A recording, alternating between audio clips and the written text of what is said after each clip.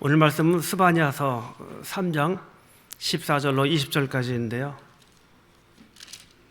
제 성경은 1308쪽입니다.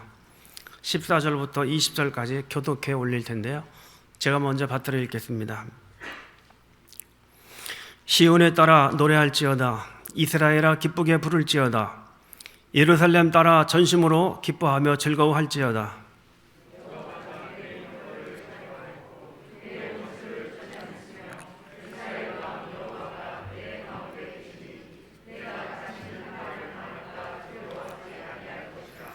그날에 사람이 예루살렘에 이르기를 두려워하지 말라. 시온아 내 손을 늘어뜨리지 말라.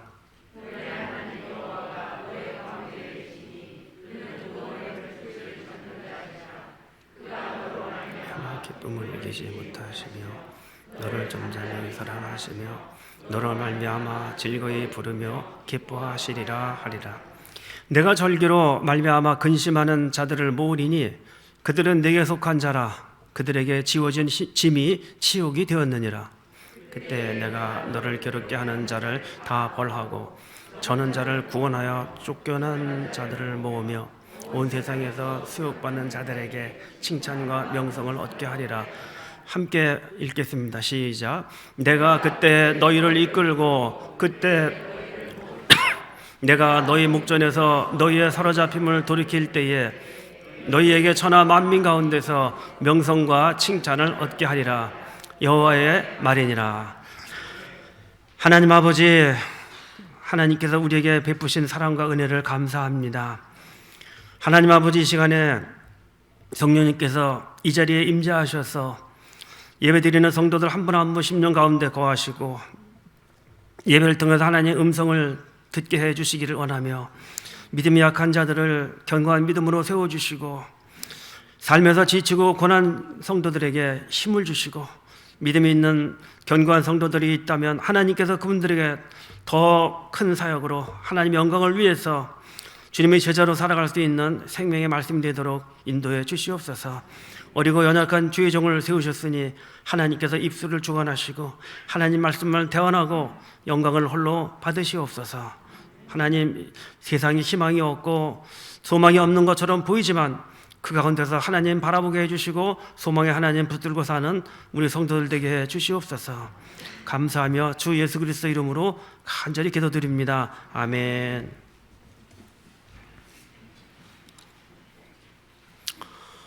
지금 저와 여러분은 영적으로 또 사회 경제적으로 희망이 사라진 것 같은 세상에 살고 있습니다.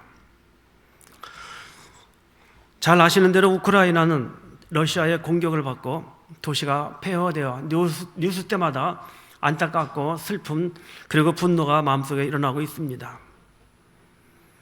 산부인과 병원이 폭격으로 무너져 신생아들이 세상을 살아보지도 못하고 사망하는가 하면 삶의 터전을 잃은 사람들이 대대로 살아온 고향 친척 친구를 떠나서 피난 대열에 길을 향해 가고 있습니다. 남아있는 사람들도 도움의 손길을 의지하며 목숨을 부지하고 있습니다. 그러나 길이 통제가 되거나 갈 수가 없는 상황이라 물품을 가지고 가고 싶어도 갈 수가 없어서 있는 것으로 며칠을 먹어야 된다는 얘기들을 하고 있습니다. 선교사님들이 목숨을 걸고 이들을 도와주기 위해서 국경을 통과하고 그리고 또 어떤 선교사님들은 선교 헌금을 보내달라고 호소하고 있습니다. 뿐만 아니라 코로나로 인한 사망자들이 늘어나서 어느덧 17,000여 명에 이릅니다. 장례식장을 구하기도 어렵게 되다 보니 장례식장에 때 아닌 호황을 누리게 되고 그래서 7일장을 치르거나 시신을 냉장고 바깥에 두는 경우도 있고 시신을 싣고 지방을 전전해야 되는 그런 처지에 살고 있습니다. 확진자가 1,300여 명에 이르다 보니 두세 집 중 한 집이 코로나를 앓았거나 자가 격리하는 시대가 되었지요. 2주 전에는 제가 먼저 원치도 않았는데 코로나가 저를 방문했습니다. 나가라 그래도 몸속 깊은 곳에 자리 잡고 약간의 몸살처럼 이렇게 오다가 또 복음을 전해야 되는데 딸과 아내에게 코로나를 전파했습니다. 같이 이왕 이렇게 된 거 같이 생활하면서 일주일 동안 작은 집에서 있다 보니 얼마나 답답한지. 그래도 아는 분들이 뭐 먹을 것 이런 걸 사서 문 앞에 놓고 가고, 그래서 또 힘을 얻었습니다. 영적으로는 어떤가요? 동성애자들은 죄의식이 없이 소수자들이 인격이라고 하면서 소위 기독교 국가인 미국 대통령은 성전환자를 주요 보직에 임명을 하고, 인권이란 이름으로 동성애자들을 옹호하는 사람들의 목소리가 커지고 있고, 단체를 만들어 자기들을 인정해달라고 공공연하게 시위를 합니다. 이탈리아 안에 있는 작은 나라, 이탈리아 안에는 작은 나라가 있습니다. 2개가 있는데요. 바티칸 제국을 하는 나라로 치고 있고요. 그리고 산 마리노라는 나라는 아주 작습니다. 한 3만 명 정도 된다고 하나요? 근데 기원 301년 로마 제국의 박해를 피해온 기독교 공동체입니다. 그래서 그렇게 세워졌어요. 근데 최근에 동성애자가 대통령이 당선되었습니다. 이런 세상이에요. 간통을 해도 죄가 아닌 세상이 되었어요. 여러분, 사람들이 만든 법이 하나님 말씀보다 위에 있는 세상에 살고 있습니다. 우리는 아무리 사람들 보기에 좋아도 하나님이 아니라고 하면 아닌 겁니다. 반대로 사람들이 그거라고 해도, 사람들이 맞다고 해도 하나님이 아니라면 아닌 거고, 사람들이 아니라고 해도 하나님 말씀이 그렇다고 하면 그런 겁니다. 이 말씀을 붙들고 사는 것이 크리스찬의 삶이죠. 삶의 기준이 어디에 있어야 될까요? 하나님 말씀에 있어야 돼요. 그렇지 않으면 사사시대처럼 하나님 말씀이 없는 시대가 되는 것이죠. 이런 현실 앞에서 우리는 어떻게 살아야 될까 하는 것이죠. 분명한 것은 정의와 공의로 세상을 이끌어 가시는 하나님은 여전히 살아계십니다. 역사의 주인 되셔서 하나님의 계획을 이 땅에 하나씩 하나씩 이루어 가십니다. 점점 말세를 향해 가고 있는 것이죠. 그리고 그 끝은 슬픔과 절망이 아니라 소망입니다. 믿는 자들에게는 소망이 없고 절망이고 어두움이지만 하나님의 자녀들에게는 희망이고 소망이고 영생의 길이 이어져 있는 것이죠. 다행히도 우리는 지금부터 2700여 년 전에 바람 앞에 등불처럼 국가적인 위기 속에서도 좌절되신 희망을 노래한 선지자를 발견하게 됩니다.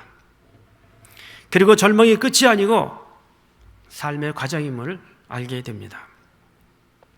그래서 저도 이 아침에 지금은 희망을 노래할 때입니다 라는 제목으로 함께 하나님 주시는 은혜를 받기를 원합니다. 우리가 희망을 노래할 이유가 뭘까요? 첫 번째, 저를 따라해 보십시다. 하나님께서 우리와 함께 하시며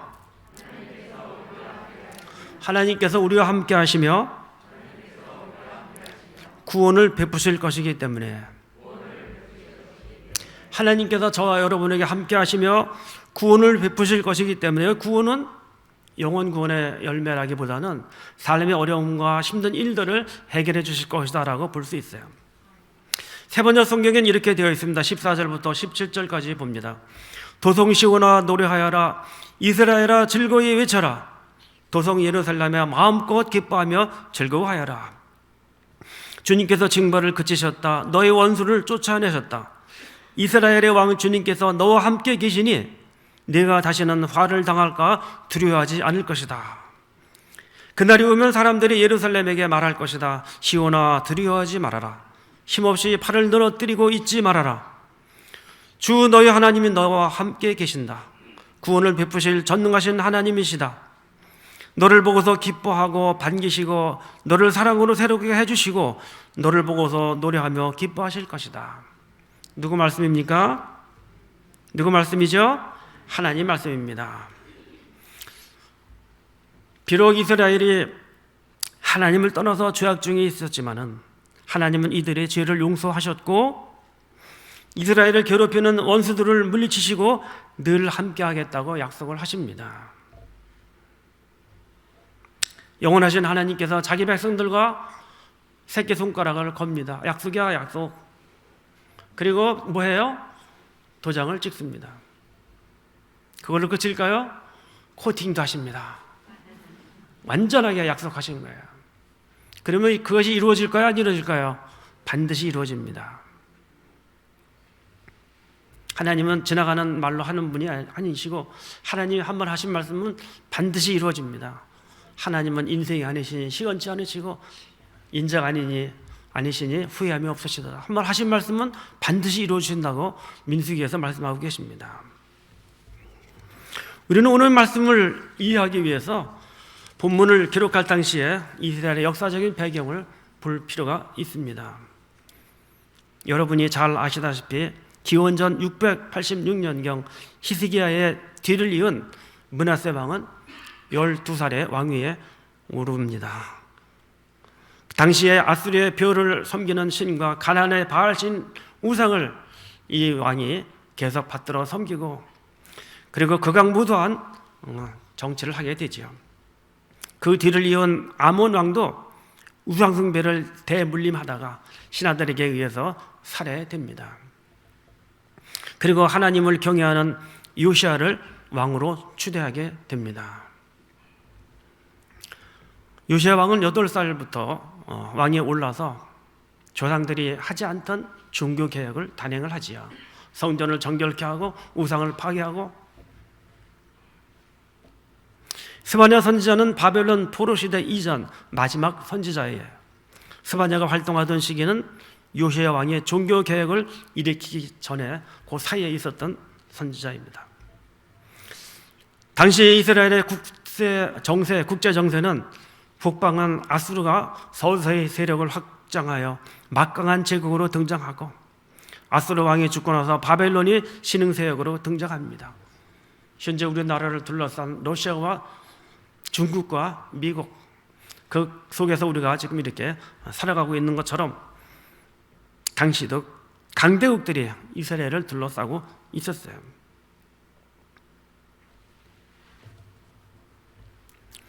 우상을 하나님처럼 섬기다 보니 하나님을 무시하고 하나님의 존재를 인정하지 않을 뿐만 아니라 하나님의 거룩한 성소가 우상의 신전이 되는 악의 소굴이 된 것이죠.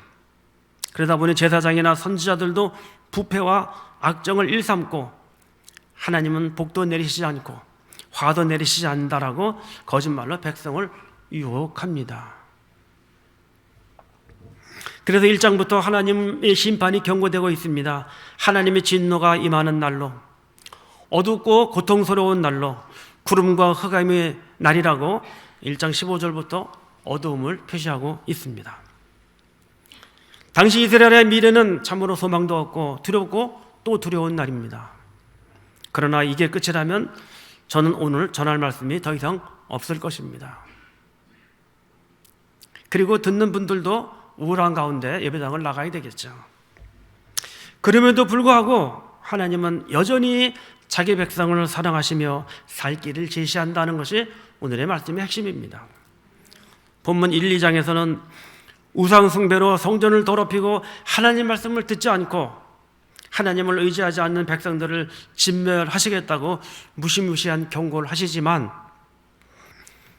3장은 예배를 회복하고 하나님께 돌아오는 자들에게 한없는 사랑으로 용서와 구원을 베푸시겠다고 소망의 메시지를 전하십니다. 그리고 스바냐 선지자를 세우셔서 최악의 상황에 빠져있는 이스라엘 백성들, 유다 백성들에게 너희 앞은 어둠이 아니고 너희들의 장래는 빛이고 소망이고 그렇다. 소망의 메시지를 선포하십니다. 그 메시지의 내용은 어떤 건가요? 16장을 함께 보시겠습니다. 16절을 함께 보시겠습니다.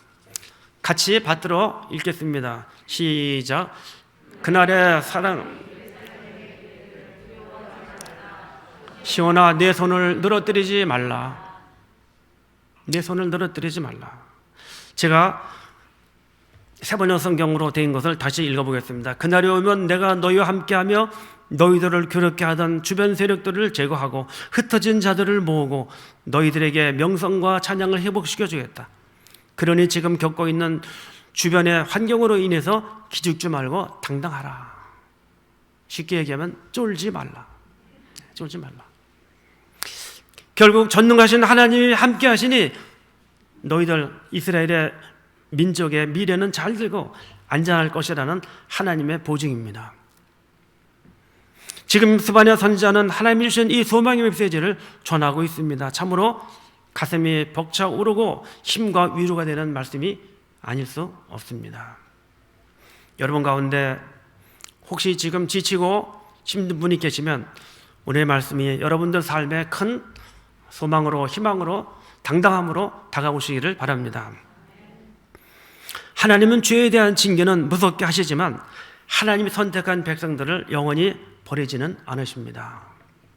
꺼져가는 촛불도 끄지 아니하시는 하나님, 상한 갈대도 꺾지 않으시는 하나님의 사랑과 자비가 그렇게 되어 있죠. 그래서 구약시대 이스라엘 백성뿐만 아니라 21세기를 살고 있는 지금 저와 여러분에게도 이 말씀이 동일하게 소망이 됩니다. 하나님께서는 자기 백성들을 한없이 사랑하며 자비로운 눈으로, 자애로운 눈으로 보고 계십니다. 부모의 입장에서 때로는 자식이 잘하는 것은 안 보이고 늘 말썽만 피우는 것처럼 보여서 징계 회초리로 아프게도 합니다. 그러나 부모님의 자식들을 바라볼 때는 여전히 대견하고 흐뭇해 하십니다. 나중에 보면 부모님의 쓴소리가 자녀를 잘되게 하려는 사랑의 매임을 알게 됩니다.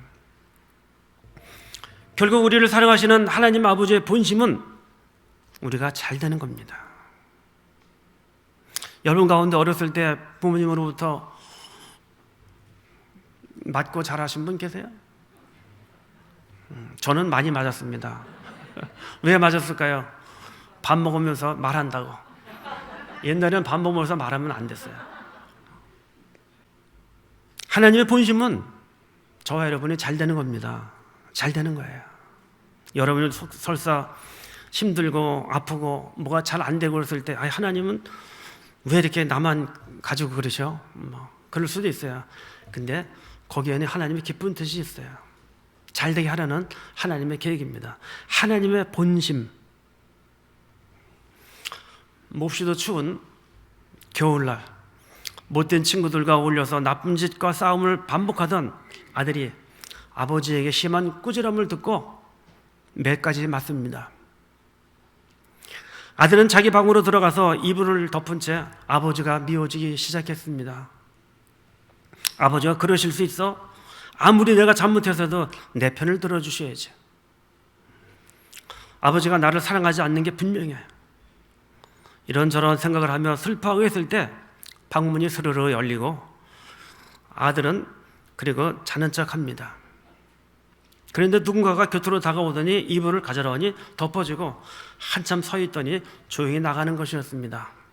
뒷모습을 쳐다보았더니 아버지였어요. 그리고 밖에서 어머니에게 하시는 목소리가 들려옵니다. 애가 잠들었는데 밤 공기가 추우니 안방에서 이불 하나 갖다 덮어주구려. 그 소리를 들은 아들은 눈망울에서는 눈물이 고였습니다. 억세게만 느껴졌던 아버지가 자신을 얼마나 사랑하는지 비로소 알게 된 것입니다. 아버지의 징계는 자기가 잘 되기를 바라시는 사랑의 매임을 알게 되었습니다. 저는 육군사관학교를 졸업하지는 않았습니다. 근데 육군사관학교 훈련 장교될 때까지 과정이 굉장히 심하다고 그러죠. 어느 후보생이 훈련을 받는데 조교가 유독 자기에게만 그렇게 혹독하게 대하는 겁니다. 그래서 개인적으로 감정이 있나 그런 씁쓸한 감정을 품고 그날도 훈련을 열심히 받았는데 갑자기 온몸에서 열이 나고 이마에서 땀이 흐르고 그래서 불꽃 같은 불덩이처럼 몸이 더워지고 그래서 의무실로 데려다 눕혀놨습니다. 끙끙 앓고 있는데 문득 그러다가 잠이 들었습니다. 근데 언뜻 깨보니까 누가 물로 수건을 적셔서 수건에다 물을 적셔서 자기 이마를 이렇게 열을 식혀주고 있는 거예요. 눈을 떠보니까 그 조교였습니다.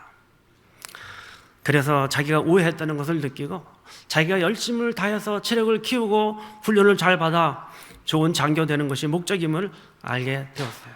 무사히 그런 마음으로 잘 훈련을 통과했다고 하지요. 예레미야 애가 3장 31절로 33절까지는 이런 말씀이 있습니다. 같이 한번 읽어보실까요? 시작.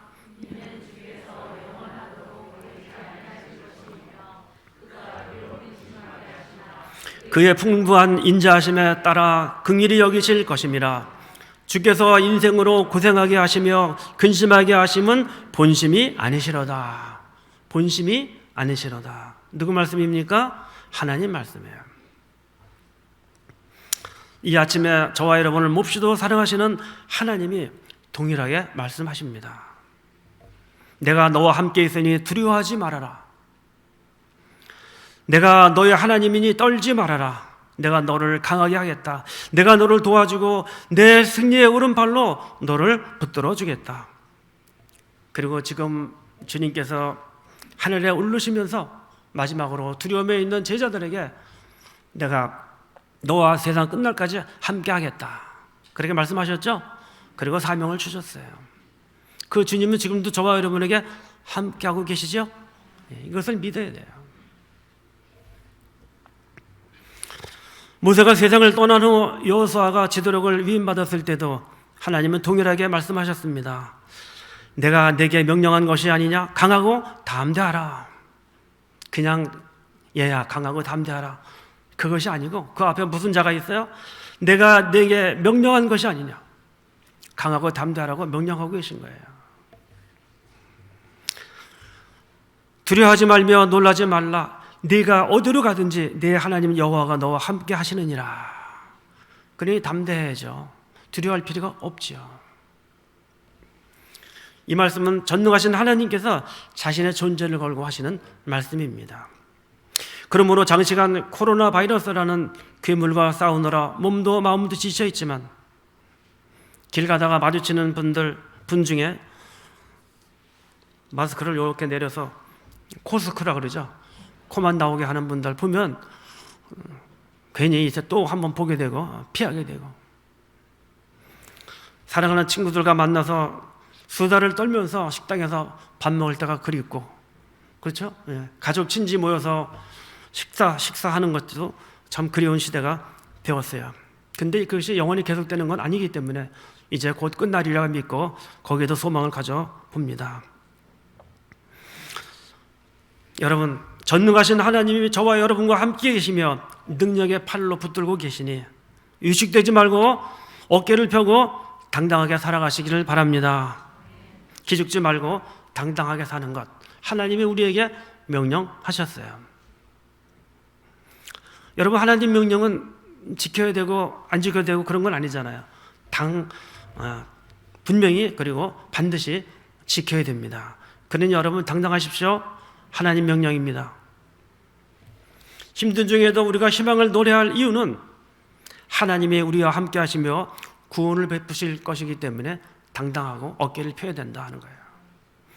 자신감 있게 사는 방법 3가지, 제가 언제 말씀을 드렸는지 모르겠지만 항상 걸을 때는 어깨를 펴고 당당하게 걸어라. 2번째, 웃을 때는 호탕하게 웃어라. 낄낄대지 말고 호탕하게 웃어라. 그러면 누가 낄낄댔죠? 호탕하게 웃어라. 3번째가 뭘까요? 모임에서 앞자리를 사모하라. 확실히 예배 때 앞자리 오면 집중하게 되고, 뒤에 있으면 메모해가지고 오늘 몇 시에 만날까 왔다 갔다 하고. 여러분, 하나님 자녀답게 당당하게 사는 것, 하나님의 명령임을 다시 한번 기억해 주십시오. 2번째, 우리가 희망을 갖고 노래해야 될 이유는 함께 따라해 보십시다. 우리의 미래는 승리가 보장되어 있음을 믿기 때문에. 오늘 말씀 18, 19, 20절 같이 읽어보겠습니다. 시작. 내가 절기로 말미암아 근심하는 자들을 모으리니 그들은 내게 속한 자라. 그들에게 지어진 짐이 치욕이 되었느니라. 그때 내가 너를 괴롭게 하는 자를 다 벌하고 저는 자를 구원하며 쫓겨난 자를 모으며 온 세상에서 수욕받는 자에게 칭찬과 명성을 얻게 하리라. 내가 그때 너희를 이끌고 그때 너희를 모을지라. 내가 너희 목전에서 너희의 사로잡힘을 돌이킬 때에 너희에게 천하 만민 가운데서 명성과 칭찬을 얻게 하리라. 여호와의 말입니다. 1장, 2장에 있는 내용하고는 완전히 상반되는 그런 말씀입니다. 하나님은 장차 이스라엘을 회복하시고 이 세상에서 당한 모든 고난과 역경에서 해방시켜 주시겠다고 여기서 예언을 하십니다. 아수르가 아무리 강하고 바벨론이 아무리 힘이 세도 너희를 다 그들 손에서 벗어나게 해주겠다라는 거예요. 여러분, 이 말씀이 이루어졌을까요? 안 이루어졌을까요? 이루어졌습니다. 정확하게 문자 그대로 이루어졌어요. 하나님은 고레스 왕을 움직이셔서 3차에 걸쳐서 포로들을 돌아오게 하셨고, 온 세계에 흩어져 나라 잃은 서름을 겪던 디아스포라 유대인들이 1948년 전 국가를 세우고 주권을 회복하게 하셨어요. 세상에 지구적으로 이런 일은 없었습니다. 이스라엘 백성뿐만 아니라 우리도 미래의 승리가 보장된 하나님의 자녀들이고 하나님의 사랑을 받는 자녀입니다. 우리를 사랑하시는 하나님의 사랑은 무한대의 사랑입니다. 무한대를 기호로 어떻게 쓰죠? 팔자를 옆으로 누인 거죠. 하나님 한 분 한 분을 끝없이 사랑하시는, 아무리 사랑해도 하나님 사랑은 없어지지가 않아요. 줄어들지도 않습니다. 각자를 그렇게 사랑하시는 거예요. 하나님이 세상을 이처럼 사랑하사 하나님이 여러분 한 분 한 분을 그렇게 사랑하십니다. 얼마나 사랑하시길래 자기 아들을 십자가에 달려 죽게 할 만큼 그렇게 사랑하셨을까요? 그것이 하나님 사랑 아닙니까?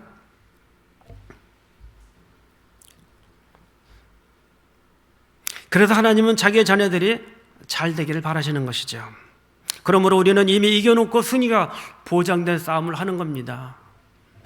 경기 중에는 도저히 이길 승산이 없어 보여도 결국은 이길 것을 알면 절대 포기하지 않고 끝까지 갑니다.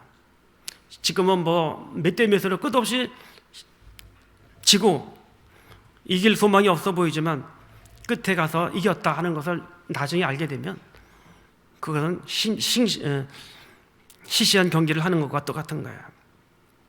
그리고 뭐예요? 절대 포기하지 않는 것이죠. 아무리 이래도 끝에는 잘 이길 거야. 알기 때문에. 연속극이나 영화를 볼 때도 마찬가지입니다. 저렇게 슬프게 끝날 것 같은데 끝에는 해피엔딩이라는 것을 알고 있다면, 그리고 그런 것들을 재방송으로 보고 있다면 결국 이긴다, 결국 잘 될 것이다 하는 것을 확실하게 알고 본다면 시시한 것과 똑같은 거예요. 그러므로 여러분, 우리의 미래는 소망이 있고 잘 될 겁니다. 지금 비록 여러 가지로 힘들지만 조금 더 인내하시기 바랍니다. 힘든 일이 있을 때에 계곡에서 결정 내리지 말고 정상으로 올라가라는 말이 있습니다. 등산하다가 길을 잃었을 때 계곡에서 헤매면 방향 감각을 잃고 저체온증이나 굶주림으로 죽기 쉽습니다. 그곳에서 뺑뺑 돌게 되는 거예요. 이때 정상으로 올라가면 내 위치와 갈 방향을 보게 됩니다. 하나님의 자녀에게 정상은 세상이 아니라 하나님께 나아가는 것입니다. 여러분들에게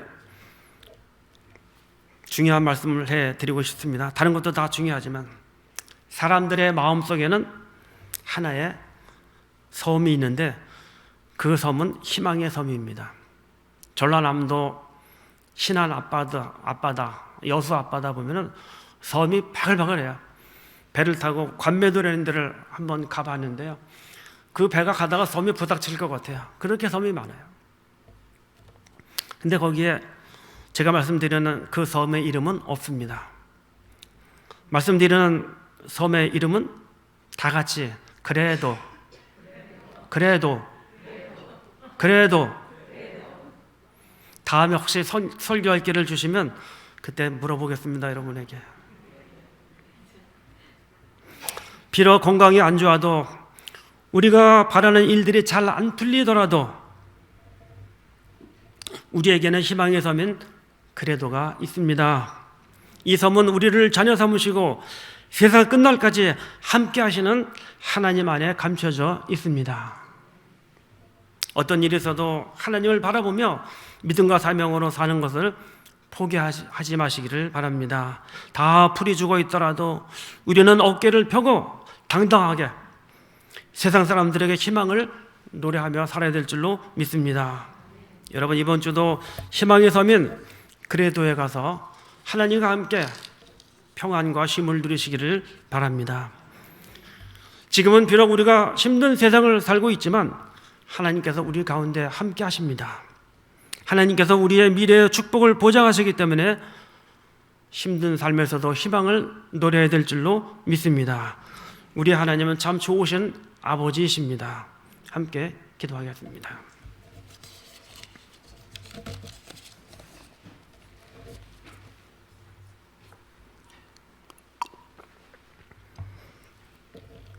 오늘은 희망을 노려야 될 이유에 대해서 말씀을 드렸습니다.